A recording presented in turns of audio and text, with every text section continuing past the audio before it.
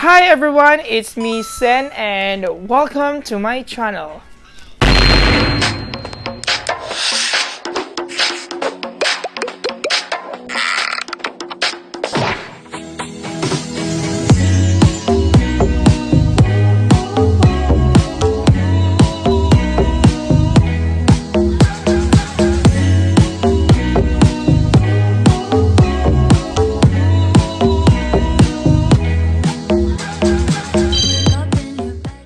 So before we start, I would like to shout out to our aspiring YouTubers.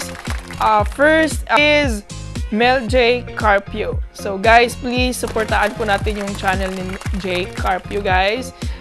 Please subscribe his channel and also please click the notification bell for you to be updated sa mga future videos niya. And number 2 is Reinhardt Lusaria. Also, please support his channel and also by subscribing him and click also the notification bell for you to be updated. And for number 3 is Zel Acebo. Please also follow, please also subscribe her channel and also click the notification bell. And for those 3 channels guys, I hope na isa-subscribe nyo din sila and they will subscribe you back. Okay? So, thank you so much. Okay, so for today's video, we're going to unbox the vacuum cleaner. So let me just show you the vacuum cleaner. I ordered this one in Lazada and that cost me only 509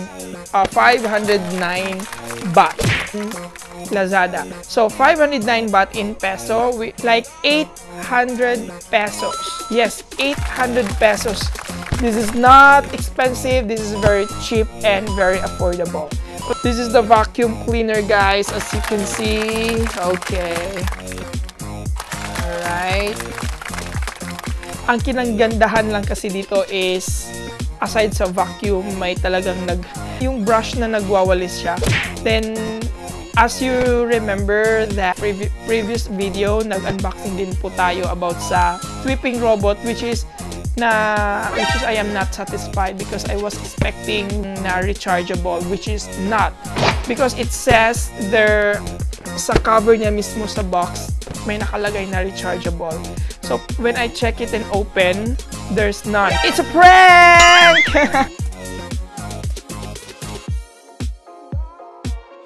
For this video guys, we are going to unbox the vacuum cleaner. So I hope this is very good na vacuum cleaner.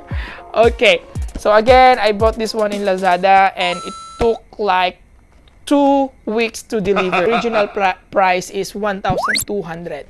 So 1,200 to 509. O diba?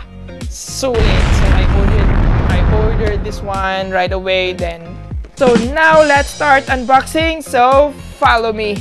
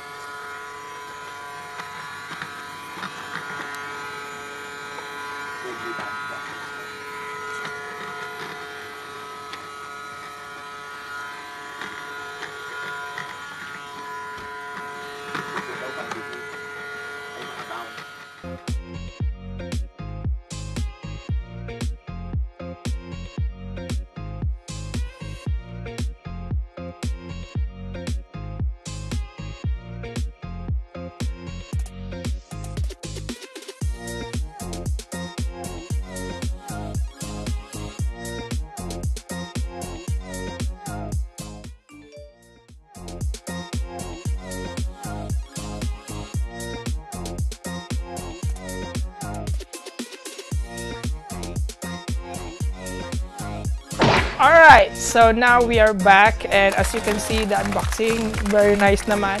Tsaka talagang legit na may charging cord. Lagayan talaga ng charger at saka may vacuum talagang yung mga dust storage. Yung mga as I mentioned earlier that I have my first sweeping robot. Ito lang siya. Ilalagay mo lang yung tela. Tama ito, ilalagay mo lang yung tela dyan. Tapos ito na yung nagsisilbing maglilinis sa floor. Diba? Dati kasi ang ginagamit ko dito, in-sprayan ko lang siya ng Downy. Tapos, effective na naman, nawawala din naman yung mga alikabok. And then, again, as I was expecting that this is rechargeable, kasi kahit paano, kahit rechargeable, hindi ka mawo-worry kung malobat ba siya or ilang oras mo siyang kailangan ilang oras mo siyang kailangan gamitin, okay lang kasi rechargeable. But, kailangan mo mag-provide ng 3 AA batteries, which is very disappointing. Okay, wala na siyang ibang button kundi ito lang. Ito lang, yan. Iikot-ikot lang siya dyan. At same thing din, automatic din siyang kapag nababangga, mag-rotate din siya to another route. Yeah, para mag-iba din yung daan. So now, ito talaga guys. I'm very satisfied with this. And as you can see this at the back, ito yung saan bumubuga yung hangin kasi dito yung binabacuum niya. Ito. Okay, and meron din siyang mga tawag ito yung nagwawalis. I don't know. Tapos ito din yung gulong niya, ganyan. Tapos actually, ang nakita nyo kanina yung cloth, dito siya ilalagay, which is ginamit ko din siya. Nilagyan ko din siya ng tubig. Ay, yung nisprayan ko ng tubig with Downy, which is very effective.